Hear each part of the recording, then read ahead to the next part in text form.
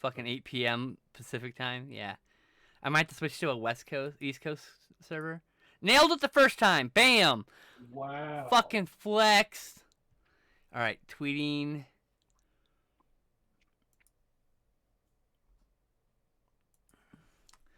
Also, our overlay, our new overlay was done by my friend at Kawaii Not is her username on Twitter.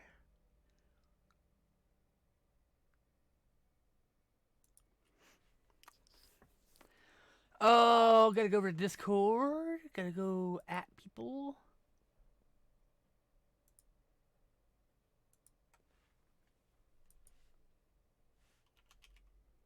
Red.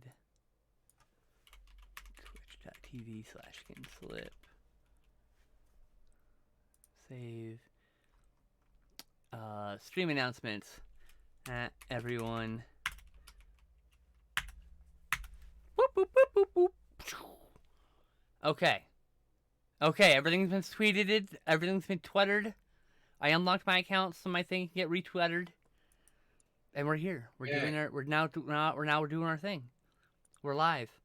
I forgot to. Hey. I forgot to test if the overlay for the tip goal is correct. So I don't know if that's in the right position or not for this stream.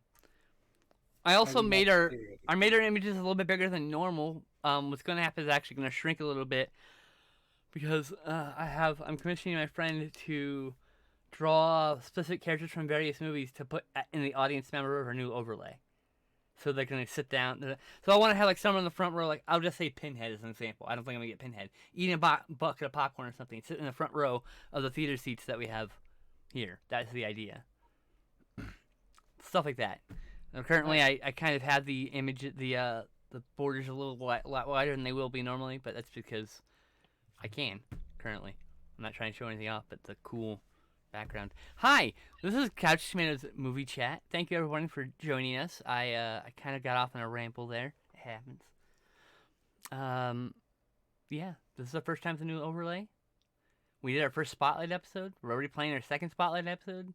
Like things are kind of rolling. I'm really getting the feel for this and having a lot of fun. So, did you want to talk about Mandalorian at all? Not really. Because you don't remember. I remember enough about it, but you know. Because like, oh my god, when I saw Slave One land in the third to last episode, in episode 6,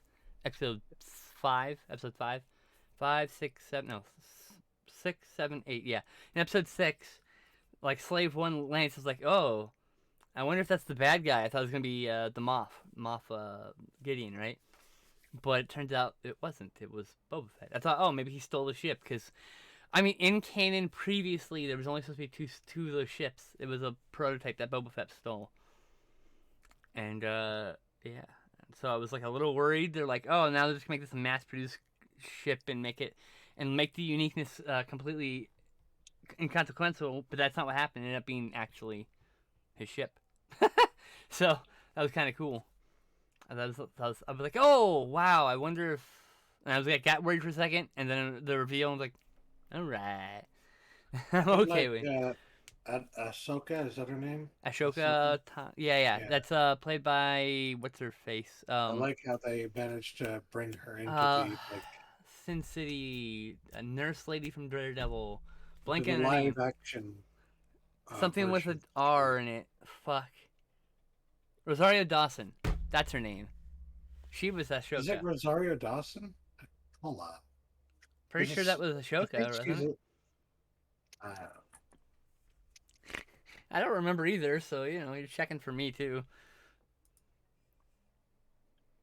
IMDb, save us! Story about my life. Save me, IMDb. I don't want to look like a fool. Oh, yeah, so this movie that I wanted to watch was actually goes on the Justin watch list. It was on the wrong list. Okay. Problem solved. Earlier, I'd put the wrong list on the list of what we've watched, which is not good.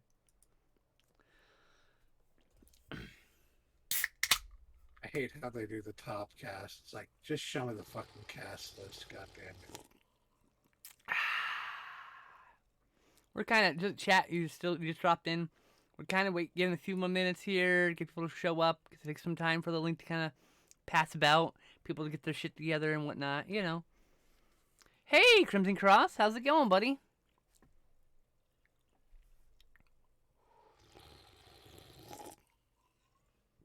Yeah.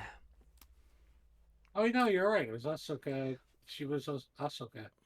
I guess I just thought it was somebody who kind of. It's like it looks like her, but I think it's somebody else. But nope, Yeah. she's signed on to do her own series now too. By the way, that reception was well met. So Yeah, good because she was that was awesome. my favorite moment. Just seeing how well they were able to translate the character from animation to So live action. the end reveal, like I was hoping it wouldn't be that main franchise character, but saw that he's walking around dressed as he was. They were trying really hard to obscure his face.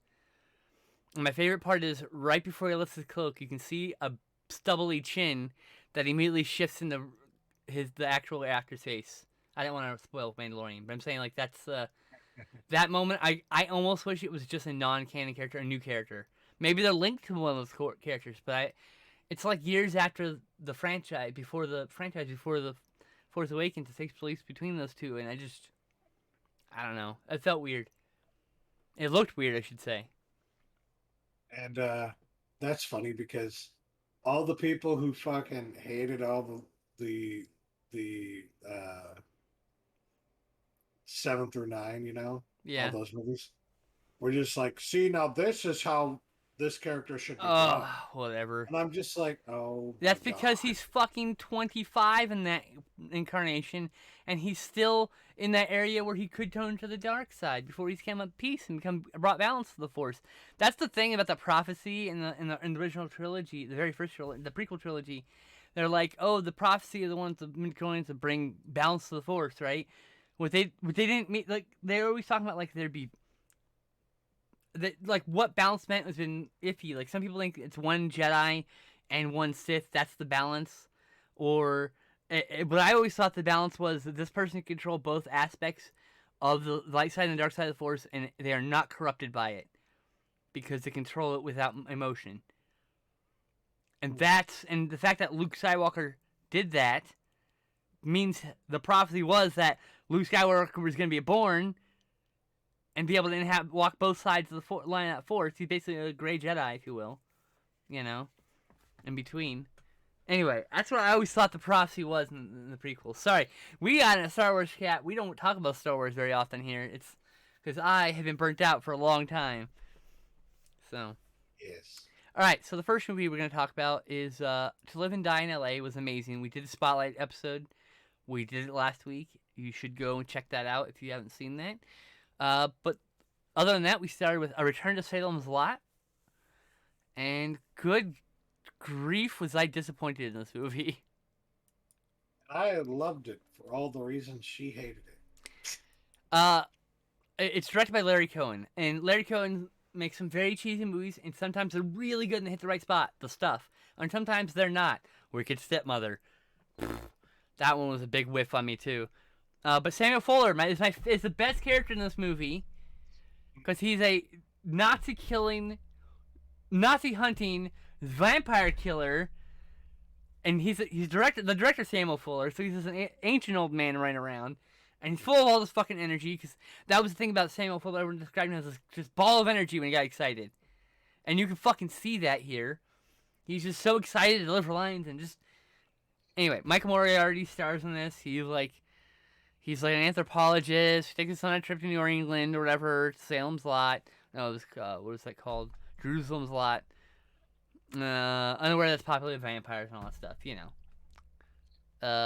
Do you have some? What do you have? I know you have thoughts about this. You look like you're about ready to say thoughts. So say your thoughts. Well, look, is this movie extremely, extremely cheesy? Yes. Is it not even remotely is it impossible to say that it's like high quality art? yes, it's completely impossible. I didn't say it was But bad though. but it's also one of the most enjoyable movies we watched this past few weeks, in my opinion, because I was laughing up a storm. This movie was hilarious. It's I, just I guess I just it's missed the joke. really I liked entertaining. I liked Michael Moriarty. I liked Samuel Fuller. Those two characters are the best, but like those two actors are the best, right? But like I there's something about this movie, it just hit me wrong. I don't know. I gave it a 4 out of 10. I think I gave it like a 6 or 7 out of 10. I don't That's think I gave probably it a it. 7, like a I 6 out of 10. But I what I think at best I could have given this a 6 out of 10 to be honest, just because it's pretty mediocre in a lot of ways. uh what I Personally. liked about it actually was just how it really does strike me as Nanar cinema because I get. I it mean, everyone's got different tastes. Go ahead. the plot is just so stupid. It's just so stupid. I mean, I could see someone receiving this as like an Anar. I could see that actually. Yeah. But like, And like I always say, not every piece of art's for every person, right? So this was not my kind of. This is not my Nanar. I just love that like the father and the son character here, they start out by like Holy just Ghost. absolutely hating each other. And Rightfully so. His dad's kind of a the prick. son and his dad's a prick. The son is also a prick. Yes, but they're pricks Perhaps even towards more each other, so. which is kind of hilarious. Yeah, and they're like behaving towards each other in ways that a father and son typically in a They father son shouldn't. film would not be behaving towards each other, They should. especially Yeah. at this time in filmmaking. It was very like off-putting. hmm It's not a Disney film. No, no, it's not a Disney film. um, No, definitely but not. Oh, my like Chrome just crashed. even what is it? The Critters movies and stuff like that are just Fucking like love those movies. even movies, other horror movies where you see kids and parents and stuff like that did not go nearly as far as this movie did in terms of just like unhealthy relationships Oh, between the parent and the child yes, there's not a healthy relationship to be found in this movie. at all. And there's some No, very, very strange things happening in this movie relationship wise. 1,000%. Yeah. um, but I just loved how weird and wonky it was. And then there was the just Halloween mask, terrible Halloween mask kind of fucking special effects on display here. Not to say that that's a bad thing. I think it works in terms of the nar of it being, you know, cheesy, potentially intentionally, Who but is Gigi even if Williams? not, They did the effects. Oh, okay. They did a few things. Sorry. it's just like when you see that face pop up, the face of the elder vampire when he's in like full vampire mode. I laughed so hard when I saw that Oh, like right. You mean the pop when it pops out cheesy of the bush? Halloween mask. Basically, Yeah. pops out of the bush and it's like a rubbery mask. Yeah, yeah. It doesn't look. I wouldn't say it was a convincing depiction of a vampire in a bush, but it did kind of look like like the Barlow character or whatever from the first movie, just like vaguely though. I felt like this movie had an interesting concept and just went totally ridiculous with it. Oh, It's I like mean, if you I could remember take the correctly, concept here and make it good, but they just went totally ridiculous with it. so this was filmed. This is supposed to be a direct-to-video sequel to a TV miniseries. So the budget wasn't high, especially for this era. It's kind of low. So that's why this kind of suffers. I imagine they had to make some cuts or changes in the script to make it work, because that's what you do. And then what happened was this disastrously went to theaters and did bit poor business, and then flopped out of theaters and became more of a cult classic on home video. I mean, rightfully so, it deserves to be a cult classic because, like, there are things to like about it, even if they didn't speak to me in a way that I liked, you know? Yeah. I understand fully why people like this movie. Like, it makes sense. It's not like I'm like, it doesn't make sense to me. I'm not thinking that. I'm thinking, like, I just didn't connect with this. One of my favorite things that I spotted in the movie was on Samuel Fuller's car, the license plate thing that it says on the bottom it says "Live free or die." I was like, Yes. it's very Sam Fuller. But to be fair to Sam Fuller, he was also a person advocating for human rights back in a time when not many people were. With his movies, he tried to speak on things like that, like shock horror, especially. He tried to show the mental health system is severely broken. I could say it's definitely not gotten any better.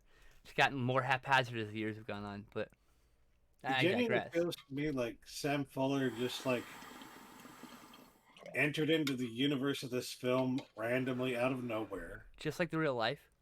and pretended to be somebody he wasn't just to go along for the ride, and then became a vampire hunter slash vampire killer Nazi hunter. for Slash vampire yeah, killer. and Nazi, yeah, and all that stuff combined into one for like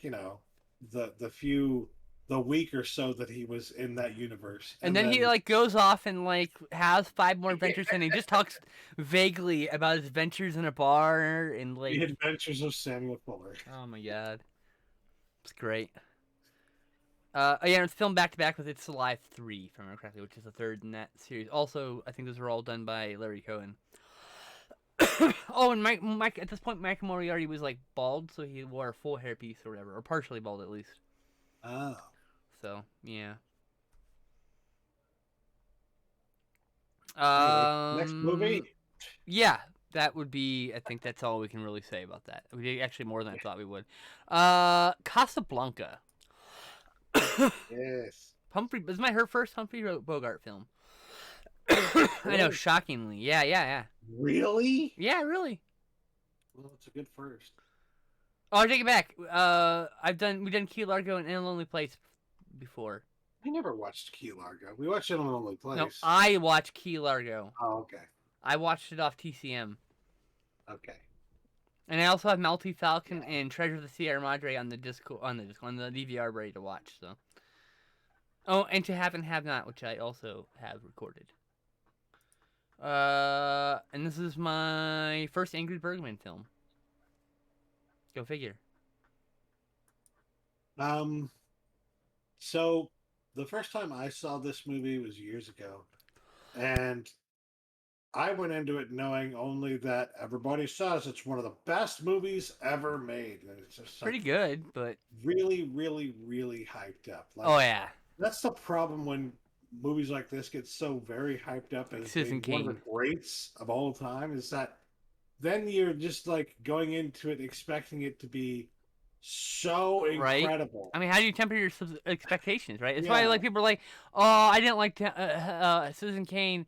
Everyone just hyped it up. I'm like, well, I mean, yes, but also like, it's a historically important film. And I think feel like Casablanca's the same way, but like, it's because it's like an early depiction of like, isn't it like an early depiction of anti-Nazis? Because Mhm. like that's a big thing. Is like before there's just a lot of allusion to, but this is like an outright anti-Nazi film in a lot of ways. So I guess anti-fascist, but Well, when did it come out? I don't know. 1942. 1942. Yeah, Well, this would be a very it's early set in example of that. 1941. So It would be a very early example of that. Yes. yeah, I there might have been some before, but I think I remember someone saying that it was one of the earliest represented anti-Nazi films that were like was Oh, explicitly anti-Nazi. so what I was going to say Explicitly. earlier, though, is that I went into it the first time thinking it was going to be just this amazing movie, and I watched it and I thought, it's good, but it's not as good as everybody makes it out to be. This time around, seeing it, this is my second time seeing it, and I liked it better this time. Because now this time I'm free of the expectation.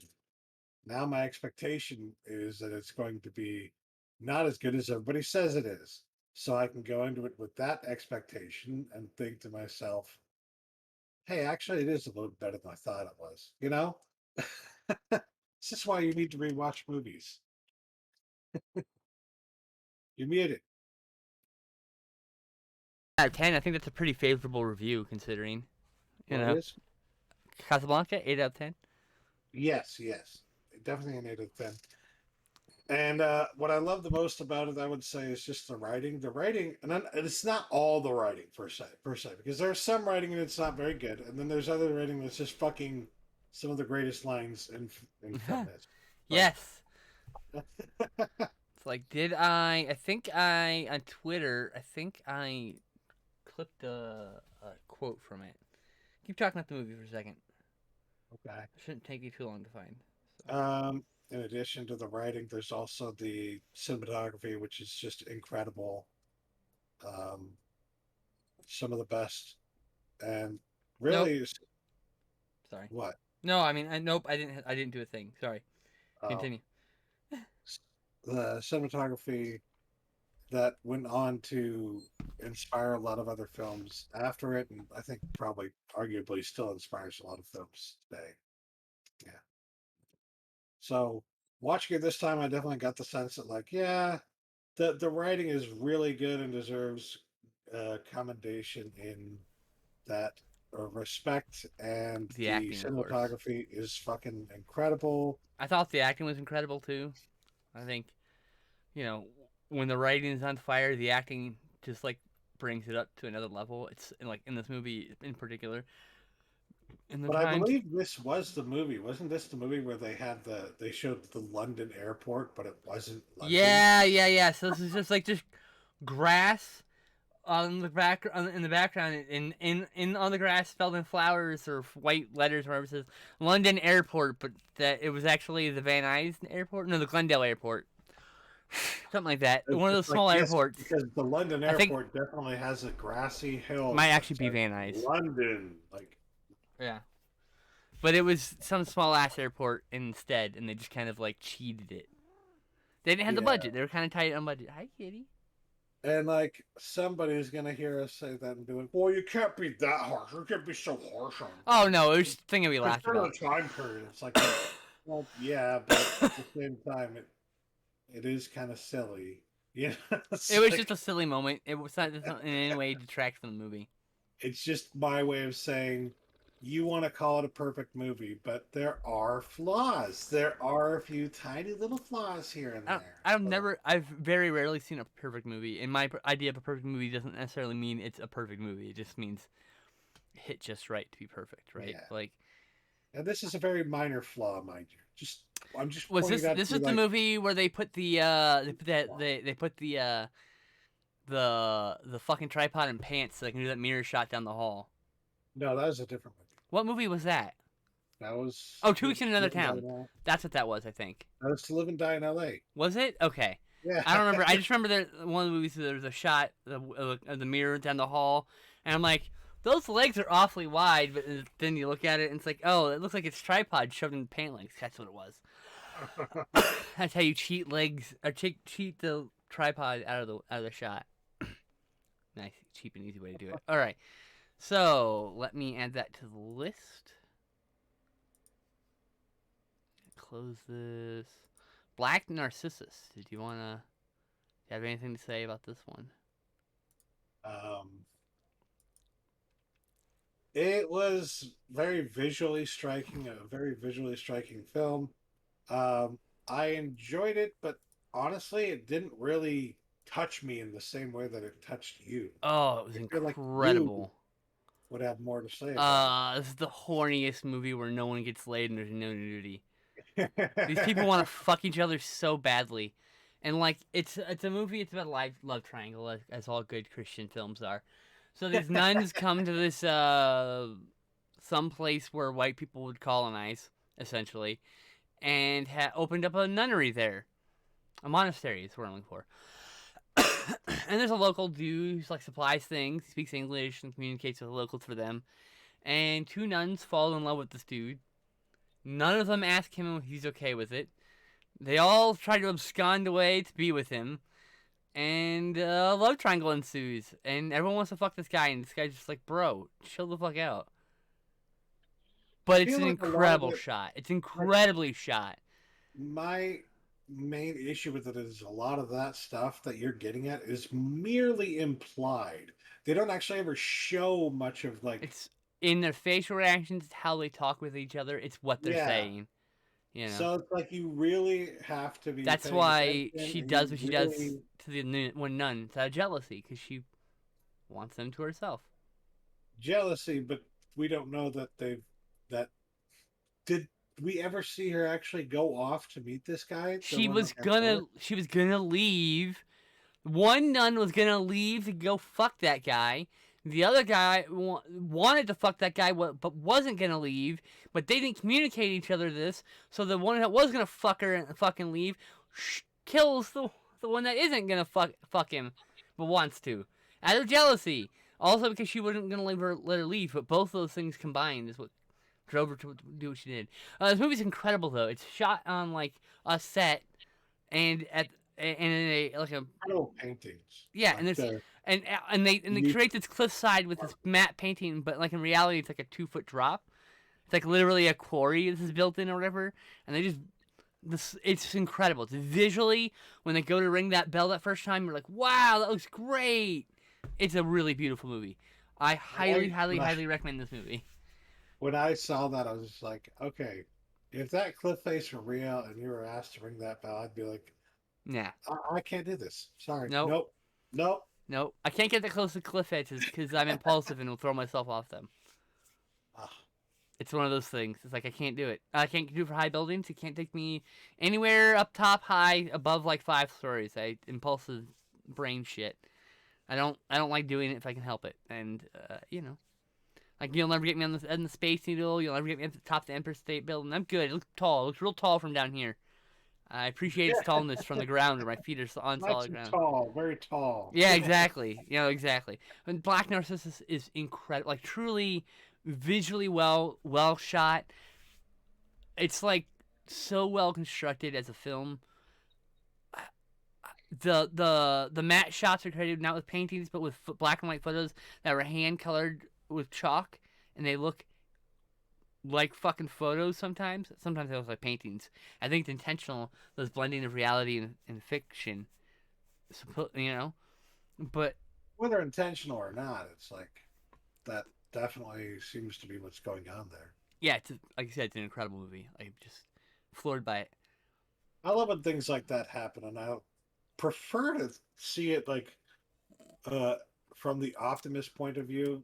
I don't know, maybe it's the pessimist point of view, but that like it wasn't something they intended to do. It's just a nice little thing that ended up being becoming Which part of the part? story.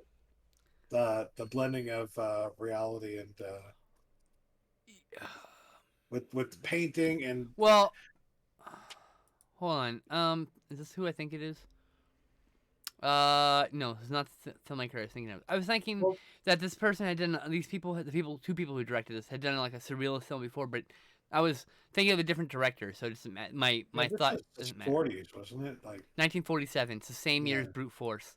It's the same year as Brute Force. I saw two movies within a week of each other. Good lord, I can't speak. And they were both from 1947, and they were both 10 out of 10s. Brute Force is 10 out of 10. It was an incredible movie. Like I thought that Black fucking Narcissus was floored an me. 8 out of 10. Well, First, that's fine.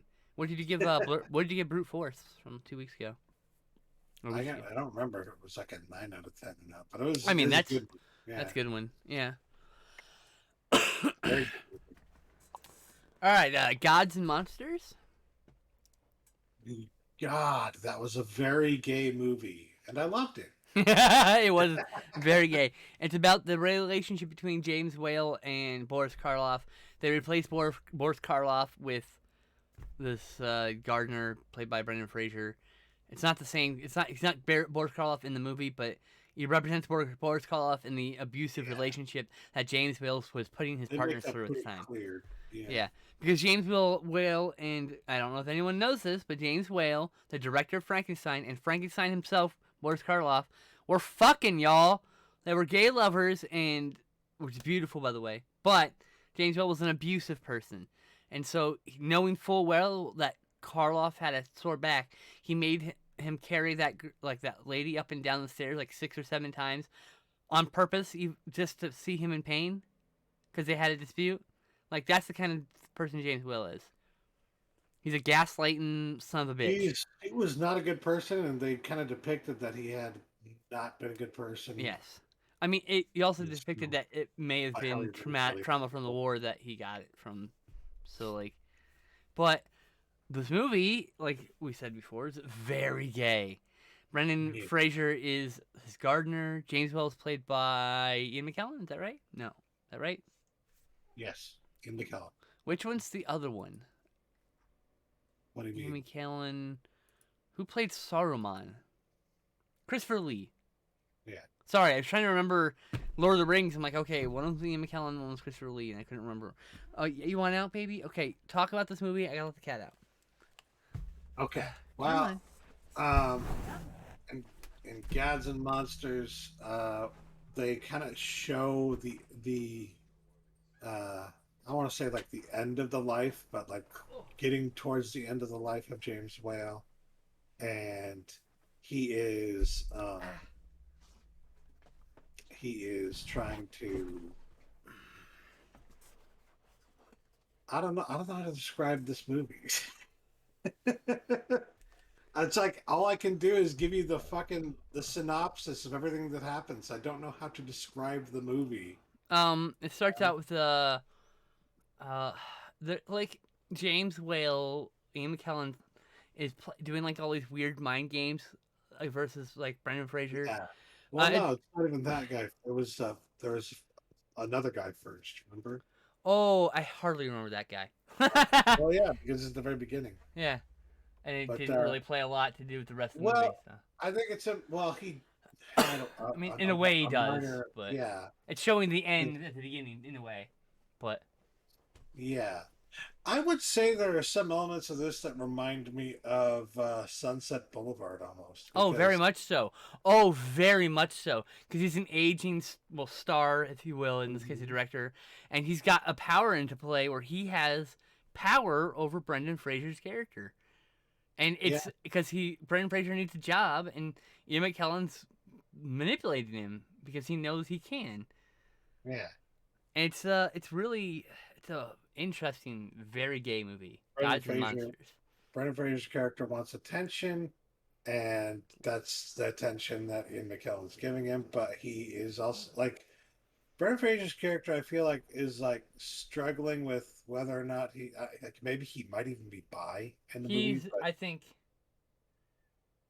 think yeah. he's trying to figure out sexually who he is, where he is, and at the same time, because of the time Part period of that it is, there's a bunch of like latent homophobia. yes.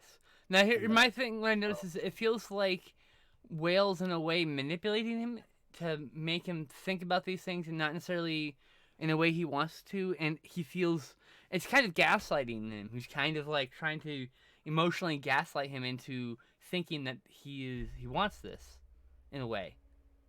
Like I said, it's a dramatic power play between the two characters. Him trying to regain his humanity, what he wants in life, versus.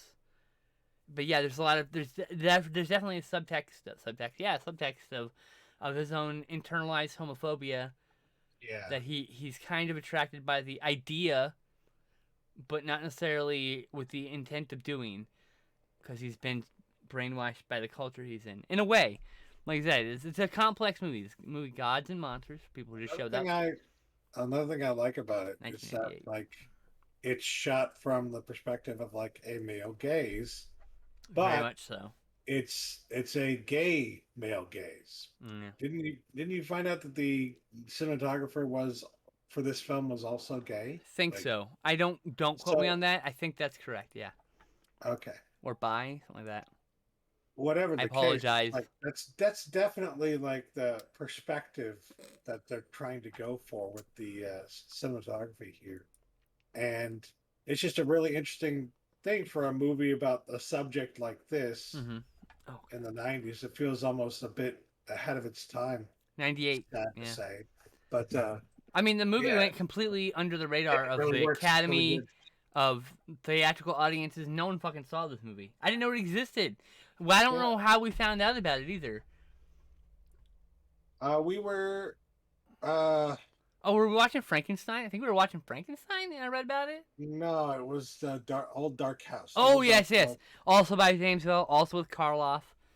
Yes. And this was And apparently then their you read up final. on the relationship between Karloff And and Will, Old Dark House and was, I then guess, the end of that. Yeah. that led you into reading up about the movie Yeah, that's right. Thousand Months, I remember that. which has a Blu-ray release from Screen Factory. I want to say maybe Shout Factory. Whatever the case, it deserves to be in the Criterion Collection because it's really good. And I don't I say agree. that very often about a movie with Brendan Fraser because I'm not really a big fan of Brendan Fraser, but Boo! Boo this man! he did a good job in this movie. And even if he hadn't done a good job, Ian McKellen can carry anything. Screw That man. you! George of the Jungle's awesome. It belongs in the Criterion Ew, Collection. no, no, Yeah. no, ma'am, no. Yeah. Don't call me ma'am. All right. No. Did I add that? Movies, films discussed, and Couch Tomatoes. There we go. Next is Lady Snowblood from 1973. This is a movie I have on Blu-ray because I adore it, and It is in the Criterion it Collection. is in the Criterion Collection. Yeah, and there's also a sequel which we'll be watching at some point. Because why not? You know. Also, the sequel's Mhm. pretty good in its own right. Some people like the sequel more than the first one. Uh, Wow. but this is a visual feast. Like there's like incredible framing, such good lighting. It's all dreamlike in some places, and god damn, every frame looked like a painting. Like it was. I just love these movies so much. That first one's so good. I think I give it 9 out of 10. Yeah, 9 out of 10. Um, yeah. I had never seen it before. This Yeah. is my first time seeing it. And my thoughts were that this was just incredible. Like, listen, watching this movie, I was like mesmerized throughout 90% of it. He was. She can tell you, like, I couldn't say anything because I was so sucked in. Like I was just the movie had me. You know what I mean? And I'm just Yeah, like, it's beautiful. It really you is. know. Um, and as I'm watching it, I can't help but notice, of course, all these things that clearly inspired Quentin Tarantino. Like, there's so much in this movie that's like, I see where he got that idea. You know? So he also Toshiya blah, blah, blah. Toshiya Fujita. I can't. I'm sorry if I'm butchering their name. I probably am. Also did a sequel. And he also did two Stray Cat Rocks films and a couple other Pinky Violence films and some other Yakuza movies. It looks like is that a borderless action film? He made that might be a borderless action film. Hard to tell. Um, Oh, and a couple of delinquent entries. Anyway, he did a bunch of he did a very like strange mix of movies and wandered around from genre to genre. He looks like he's having fun at least. I What is this typically don't movie? like revenge films because there's just so many revenge films, and revenge has been as a concept for a plot has been used so frequently in film Oh that yeah. like it just gets old, right? But this, I have to say, is probably one of my favorite revenge films because oh my god, like I went into it thinking, oh, another revenge story. No, it's not just another revenge No. story. This is really, really fucking good So and like really well shot. this lady is raped and then she kills one of the people who raped her, goes to prison, and dies giving birth to the main character. And that character, I think, is escaped, raised in prison, escapes, and like continues the revenge. It was given the mission of revenge by her dying mother's last breath, and so she Yeah. goes and executes the people who raped her mother. And that's the premise of the movie. The rape is probably one of the least gratuitous things I've seen least gratuitous rapes I've seen in a Japanese film. Because a lot of the exploitation films are like really gratuitous with the rape. They have a whole franchise of movies called for Rape Man. Okay? Wow. Yes. A superhero that rapes. For justice. I Oh my didn't god. I didn't this is the character. I What the fuck, It's Japan? it's a whole other world, you know. Like I'm not gonna cast any moral judgments because different culture, different society. I know jack all shit.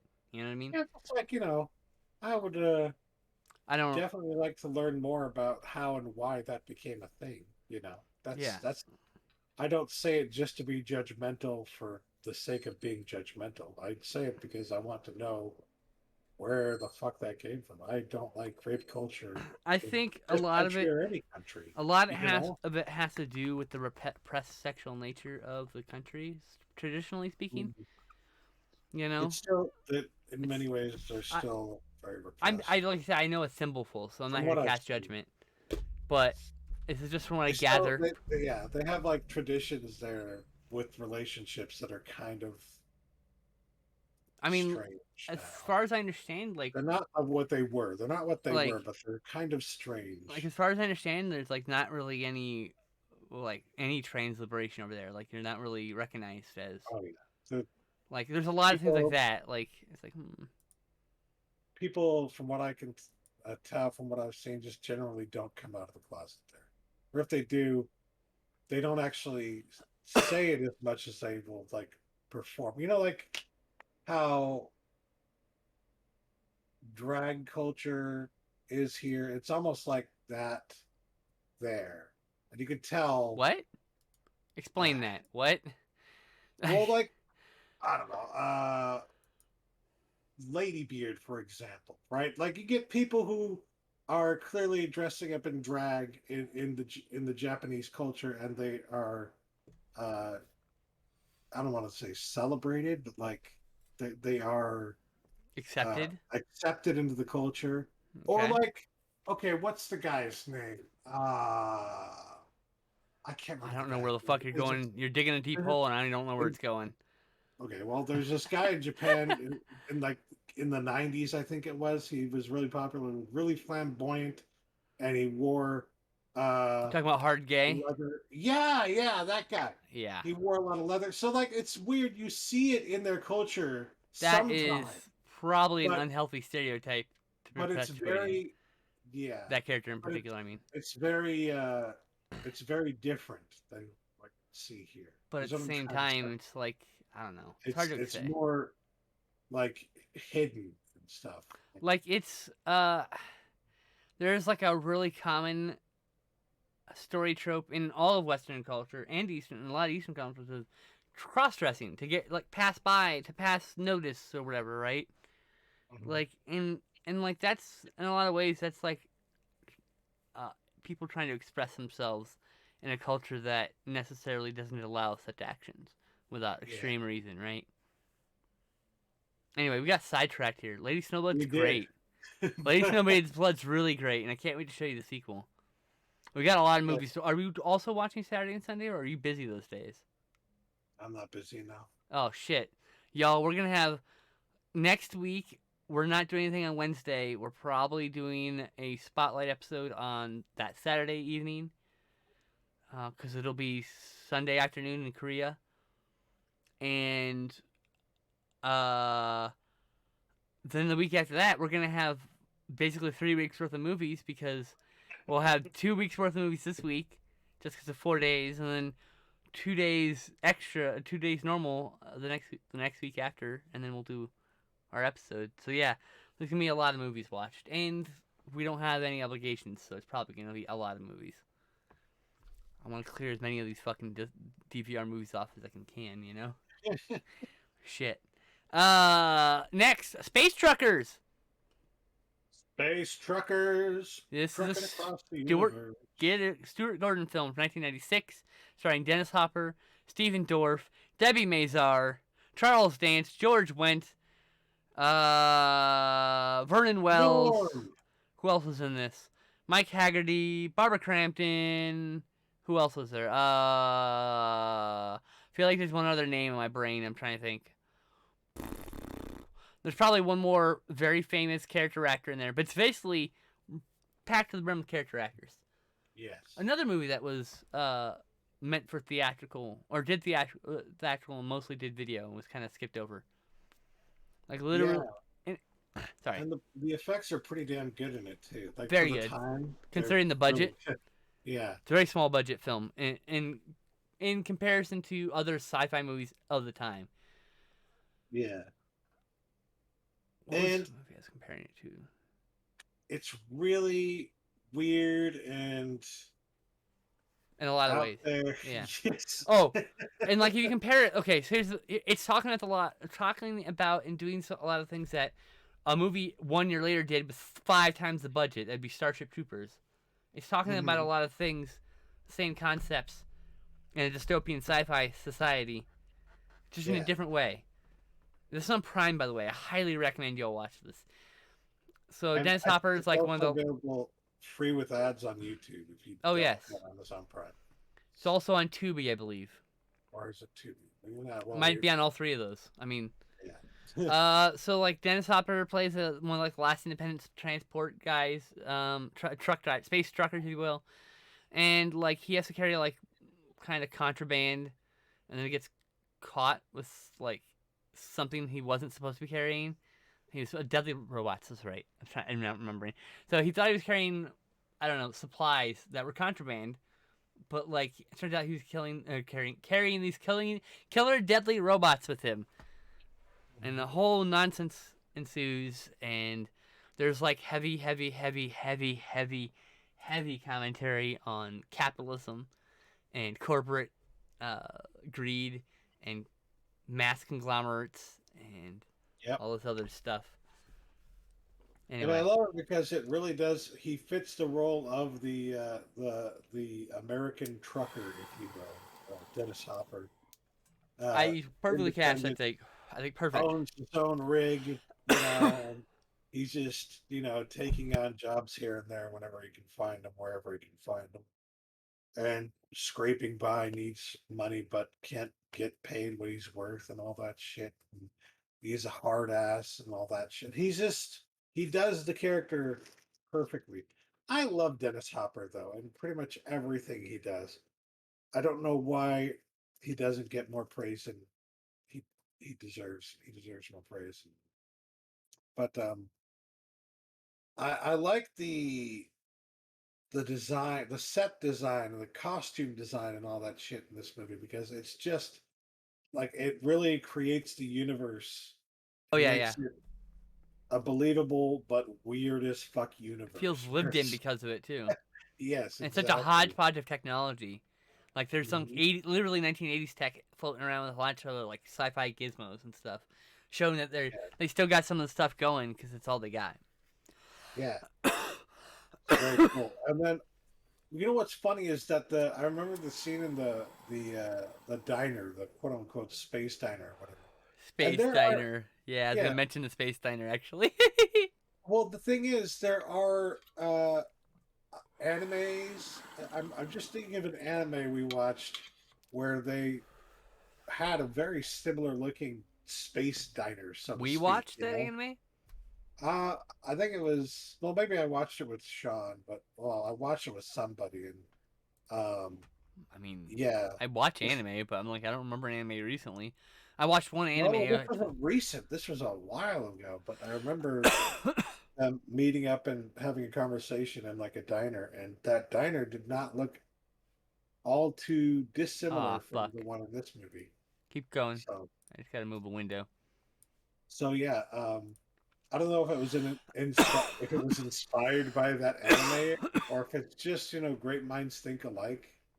I did like the idea that it's like almost it felt like a zero G diner, right? Oh yeah, no, it's a triple. It was a, it was rotating. It was one of those Yeah, 2001 uh, Space Odyssey type places. The only last anime I watched was Bloom Into You, which is a incredibly gay lesbian anime.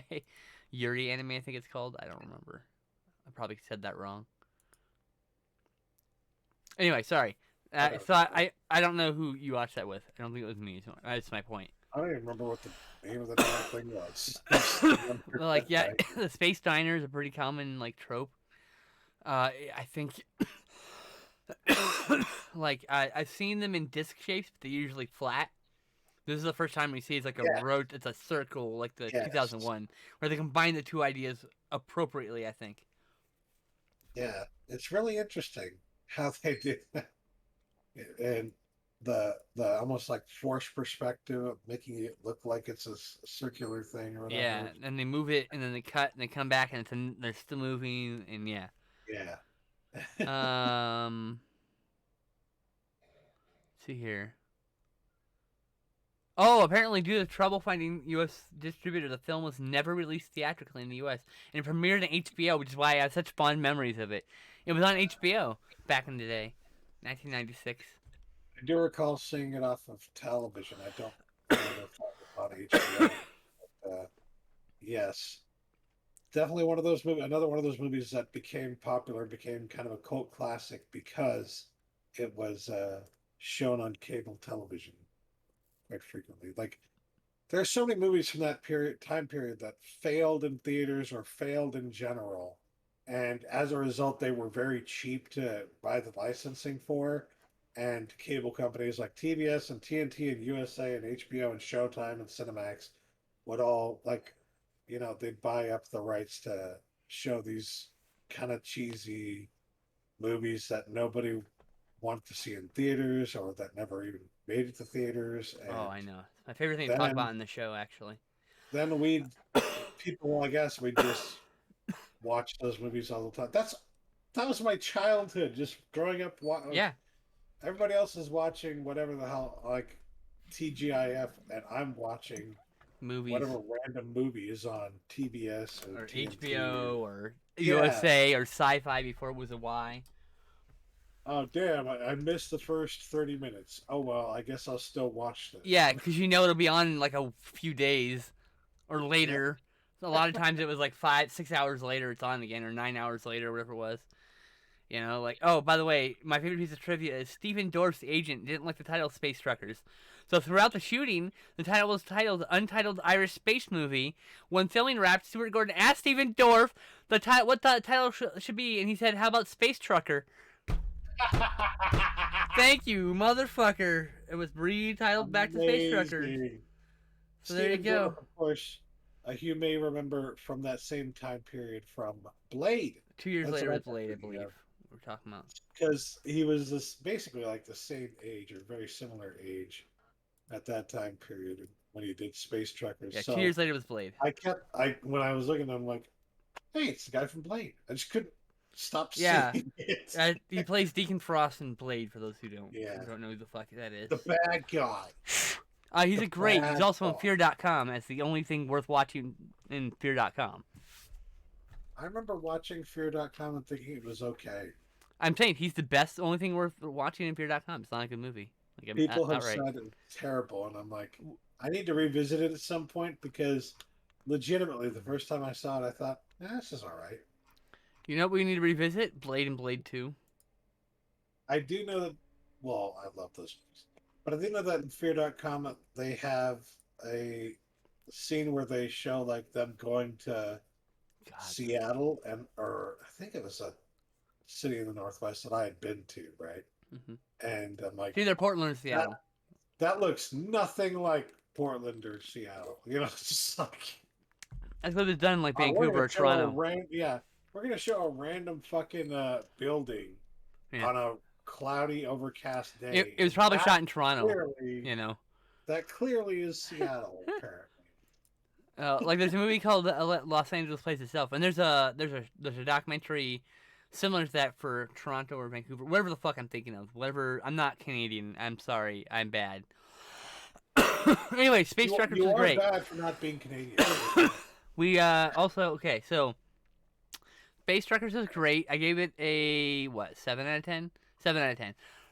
Also, I think we should watch Blade and Blade 2 again. I recently watched Blade Trinity. It's good. It's better than I remember, but I don't need to see it again anytime soon. My favorite part about that is, of course, Ryan Reynolds. Here's my favorite part about that, and you're gonna think so weird. So, in the second movie, they mentioned the Ripper strain like a virus, right? It's like a virus. You get the Ripper mouth, and then you're bloodthirsty, right? They unearthed Drake, aka Dracula, the first vampire, And he's got that same fucking unhinged mouth, which means that vampires without the unhinged mouth are the deviants, and the original real vampires are the ripper mouth vampires. Ah, That's a very, deep cut lore thing that no one thinks about that movie. It's very never cool verbalized. attention to detail. Yeah. All right. I don't. Where did I fucking put that? So, but I mean, I if don't know where it if we is. want to watch 1 and 2 again, and you watch 3 on your own, because I literally just watched it in October, we can talk about that next show. You know, if you're interested in rewatching 3, it's fun. It's better than you remember. That's all I can say. My favorite part is The when last time I watched it was like I want to say 3 or 4 years ago, and I liked it then. So it was at least 8 years prior to this year seeing it. So, but yeah, we should watch Blade 1 and 2. And hey, Wolf Den, and Worm Disease, and hello. Crimson Cross. Sorry, I missed all you earlier. Yeah. Next, we watched that brand new Nick Cage movie, Prisoners of the Ghostland, directed by Sion Sono, which was originally supposed to be shot in Mexico, but then Sion Sono, I think I'm saying their name right. I'm sorry if I'm fucking up their name. Sion Sono had a heart attack, and so then Nicolas Cage, who I guess is also a producer, insisted the movie to be filmed in Japan, so that would be less stress for Sion Sono. So it's kind of cool. It's like Has the field being shot in Japan too? Like it's a movie. Okay. When I just seeing say some of the background, it's like, oh, when that's I a say real only thing. in Japan, I don't mean it in derogatory. I mean like some movies can only come from the mind of Japanese people because of Oh yeah, the deep cut anime we don't get a even glimpse at. The manga we never get to see. It's never translated. They have pop culture things that we don't know about, and they're like never referencing stuff. My brain can't even wrap my head around, and I'm just like, it's beautiful. That's why I love wild cinema like this. It's just like I would describe Prisoners of the Ghostland as unpredictable cinema. You could yeah. never, for a single moment, know what's gonna happen next because you don't. It goes anywhere it wants. Oh yeah. It's what the fuck I did not in a million years I didn't expect the one scene to happen. Oh, we're talking deep. We're gonna talk spoilers. Just you know, I not in a million years I think you get his ball blown off. Okay, like it's like what the fuck. And also, never in a million years I think there'd be a separate bomb for each ball. Like they somehow hang like this magically apart. It's almost like science doesn't. I don't know. Like, do they know how balls hang? I mean, it's you blow one off, the other's just gonna kind of fall out the sack. I mean, I, I mean, like, uh, yeah. That's anyway. That's this fucking movie. It's so. Bill Moseley is in it. This is like one of his last roles, I think, right? Because he died, didn't he? Because this was shot in 2019, 2020, part of 2020, right? uh, yeah. What the fuck I did I just guess. do? Bill I Moseley. don't know. Look it up. What did I met him once. He's a nice guy. He's still with us. My apologies. I was gonna say like, He's still with us. He's still what? kicking. Hell yes. I mean, I think I you don't were thinking of somebody else. probably crossing some wires in my brain. But man, he's an incredible actor. First of all, 100%. Yeah. I am. Yeah. Explain. Can you explain Prisoners of the Ghostland? Any kind of. No, but I can. Well, I'll give you this much. It's definitely one of those movies where, there's, uh, and we've actually seen this kind of movie quite a lot in the last 10 or so years, where the main character, played by Nicolas Cage in this case, is given a task by a very not good person, and they're like told, "You've got a bomb that's going to go off in your chest if you don't finish it in 24 hours or Or whatever the something to fuck." that effect, yeah. You're gonna It's die from definitely whatever. it's that kind of a movie, but with Nicolas Cage in Japan and all kinds of crazy shit going on. Pretty much, yeah. Tak Sakaguchi, Nick Cassavetes, Bill Moseley. Okay, I don't think I remember anyone else. There's at least a few Japanese actors I recognize, but do not know their names. Like I've seen them in other things, but like I'm not. I'm. You're lucky I remember the 5 names I just spouted off. Yeah. Yeah, okay, I got all those names right. Is there anyone else I know by name now? No. I got the sense Yeah. watching this that like I'm gonna have to watch this more than once to Yes. understand everything that's So going on. it's like a samurai western post-apocalyptic movie. Cyan Sono does this where they take um multiple genres and just kind of shoves them all together and puts them in a blender, and what comes out isn't what would come out of my blender, and so it's always like I said, it's so unpredictable. We need to see Tokyo Tribe. I hear that's kind of the similar energy. There's also why don't you play in hell, right? Why don't you play in hell? That's that movie. Everyone was talking about that like a couple years ago. But Silence, I've seen Tag, and I've seen Suicide Club, also in Suicide Circle. Tag was like, I I don't have to, I don't think I could explain it. It's kind of like a slasher movie. It's also a ghost film. It's also like got this post-apocalyptic vibe to it. Like, and Suicide Club is like about like this weird, like, um, band that's music is like inciting people to commit suicide, sometimes in droves. In this case, the investigation happens when like 50, I think 55, 53